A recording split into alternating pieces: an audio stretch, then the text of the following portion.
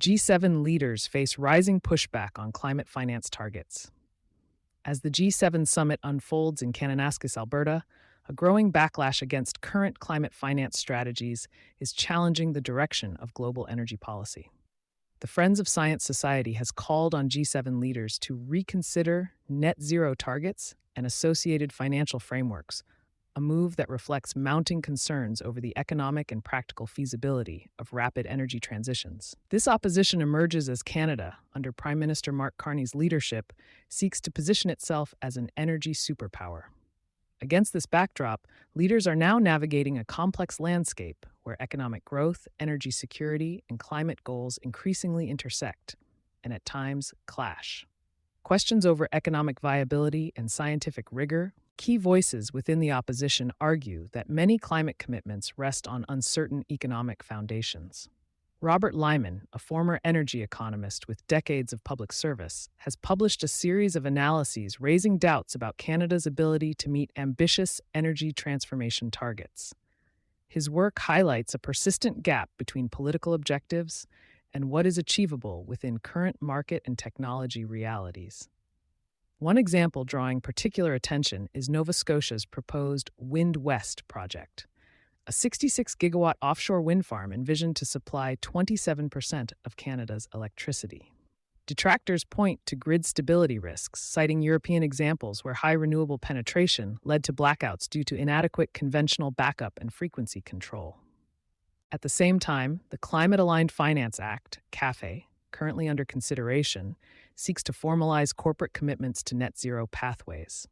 However, critics caution that many of these obligations may outpace technological readiness, raising questions about enforceability and unintended economic consequences.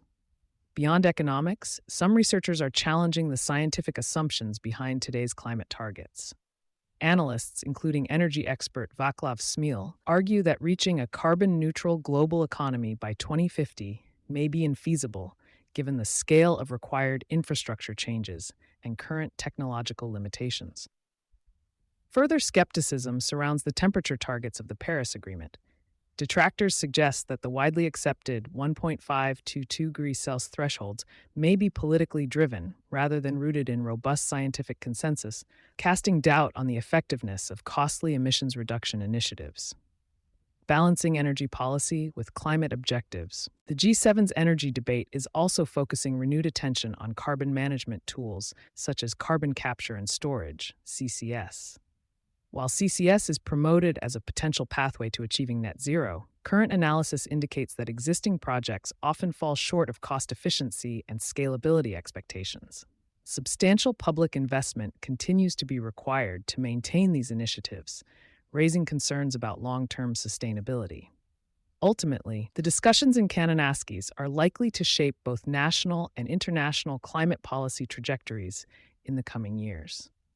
As G7 leaders attempt to balance energy security with climate action, the outcomes may redefine the role of industrialized nations in global sustainability efforts and reshape future climate finance strategies. You've been listening to Sustainability Soundbites from E+E Leader. For more information on sponsorship opportunities, reach out to our team today.